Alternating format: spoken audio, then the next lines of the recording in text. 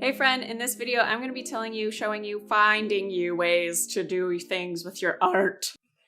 I'm going to be giving you 5 ideas of what to do with your old art that you've never heard of before. So if you have a bunch of paintings lying around, you've maybe gifted a painting to friends many times and they're tired of receiving your freaking paintings. Maybe you have all this old art lying around like I do, actually. I need to take my own advice from this video. Or you've given away your paintings to all of your friends and family and they're like, you know what, I'm good. I've received enough paintings from you. Or maybe they're just sitting in your house collecting dust and you're like, I don't know what to do with this stuff, and throwing it away feels sad and wasteful.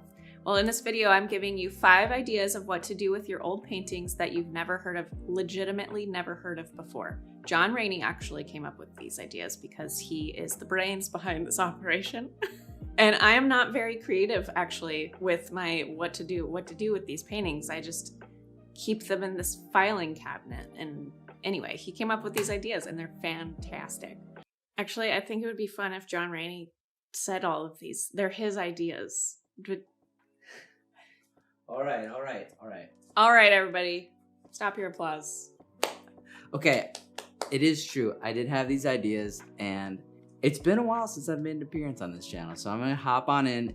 I'm not a painter myself or artist myself, but I think that these are really fun ideas. So one idea that I had was to take all your old artwork, scan them, and put them in a book so that you can like reference later.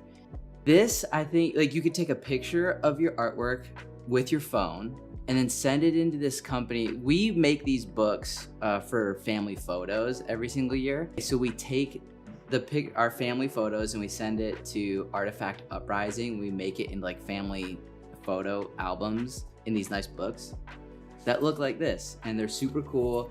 We don't have any books with like art in them because we haven't done that. Adorable.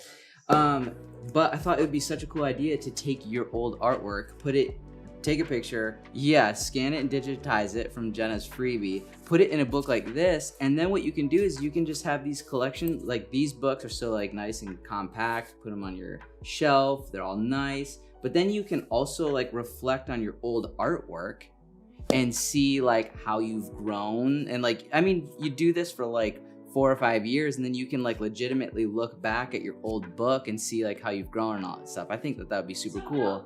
But then it also, I mean, some people might be like super sentimental with your artwork.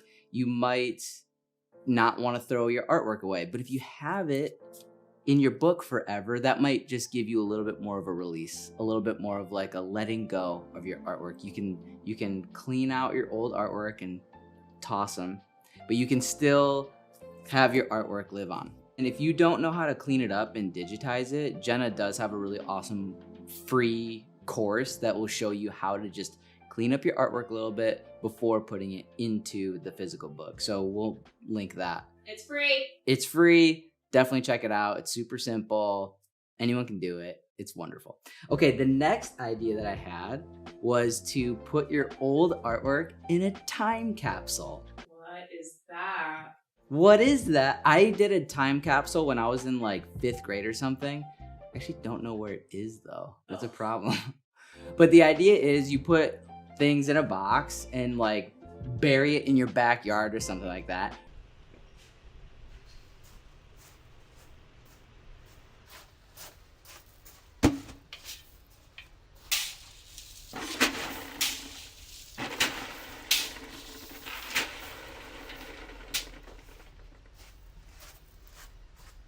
And then dig it up and find it like 10, 15 years later, and then just check it out and see how much things have changed in the last 10, 15, 20 years or whatever. But you have to remember where you put it. And either A, you see how much you progressed in the last 10 years, and then B, maybe if you kind of lost your interest in painting, you can come back 10 years, look at your time capsule, and remember your love for watercolor and come back to it. Yeah, maybe let's look for a little bit more of like a weatherproof box if you want to bury it in your backyard. Or maybe it could be like a shoe box or a cardboard box that you just like jam in the back of your closet and hide it and just forget about it forever, and then you can come back to it. Okay, the third idea that I had was to take a bunch, like if you have paintings that you don't necessarily like love the whole painting, but there's certain elements of it that you like, I thought it would be super fun to Frankenstein a bunch of your old paintings into one cool collage painting. So, you know, if you have like a stack of old artwork, literally just take maybe elements of these pieces and cut them out and put them out, get like a big sheet of paper and just get like glue, or what's that stuff called? Hodgepodge? You could like, you paint like right over it and it like sticks. Anyways, I think it's called hodgepodge. But yeah, just make like a really cool big Frankenstein collage. Okay, so the next idea that I had is for the paintings that maybe you really don't like. If you have paintings lying around that make you sad and you just feel like you didn't nail it and you really don't like them, then I think that you could use them as scrap paper. I understand that's probably an idea that you've heard before, but use them as like scrap practice paper if you really don't like those pieces. But then I thought what would be a really cool emotional, maybe psychological release from the paintings that you don't like, to rip them to shreds and throw them in the trash, maybe burn them. But before you do that, get a journal out and write the things, like maybe like write about your painting experience, maybe like why you're not satisfied with the painting, and look for like learning elements, right? Like if there's certain parts of the painting that you're not really fond of, like why? Like have that be like a little personal time with you, between you and the paintings that you don't necessarily love. And write down the things that you think that you could improve on. Like, oh, this painting, I remember doing this painting and I rushed it. I didn't take enough time with it. So before I rip this one to shreds or use it as scrap paper, I want to remember that I should be a little bit more intentional, or I should give myself a little bit more time to work on these paintings. And then do whatever you want, or use it as scrap paper, or rip it up, or burn it. Or if there's another one that's just like, I really liked how this flower came out, but I didn't like how these leaves turned out. And I really could have done this better. I could have made them a little bit more realistic, or I could have added a little bit more detail, or not done as much detail, and I overworked this one too much, or whatever. I think that like having an art journal that documents the things that you could improve on, and let me just say this too. If you take this step and you do this, please, please, please remember that I would encourage no judgment. You know, we all do things that we may like or we don't like, or whatever. That's fine. I paint things I don't like all the time. Jenna paints things that she doesn't like all the time. And that's totally okay. And I don't want you to give any judgment to yourself, because the whole point of all of this, right? I mean, like there are some professional artists and that's really cool. But then there's a lot of like hobby artists. There's a lot of hobby artists out there that are just painting for the fun of it. And that should be the whole point. Like that's the beauty of art, to be able to just do it, the whole process of it.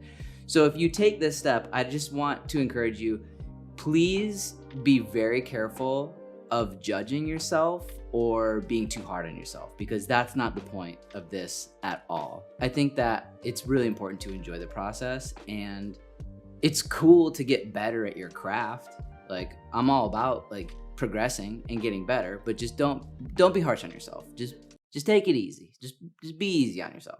So another idea that I had that I think will be really fun and different and helpful is, again, if you have certain paintings, so you could do the Frankenstein idea, or you could do the rip to shreds journal idea, but don't give yourself any judgment, or you could do this idea too, which is that if you have paintings that you like certain elements of, like let's say you painted a flower and leaves and all that stuff, and you really like the flower and you don't like the leaves, or vice versa, you really like the leaves but you don't like the flower, cut out the elements of the painting that you do like and put it on, like get a cork board and pin up all the elements of those paintings that you really like.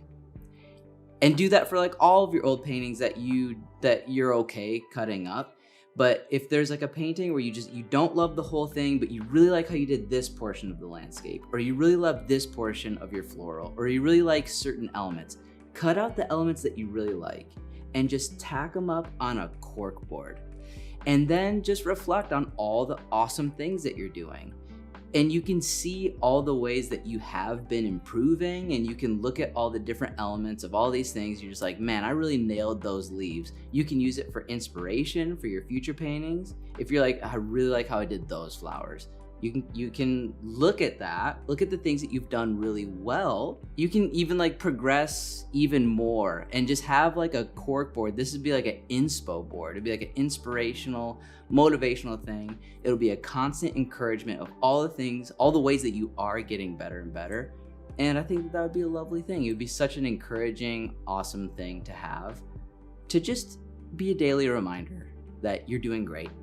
And it'll be inspiration for you to continue to progress and move forward and be good.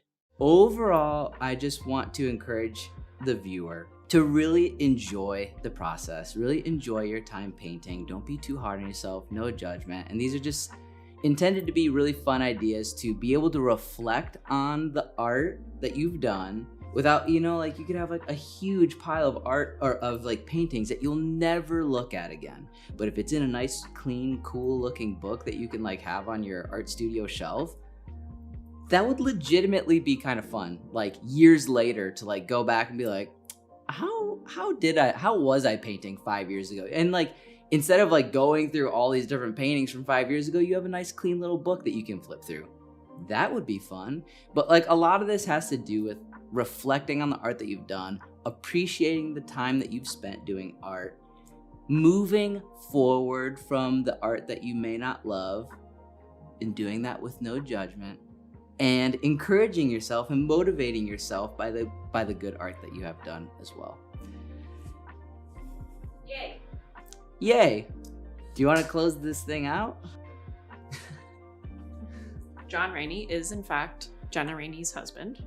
If you're unaware, he does all the video. He comes up with a lot of the ideas for a lot of the videos on this channel and on my Patreon.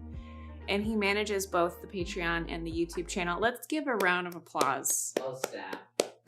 Dap it.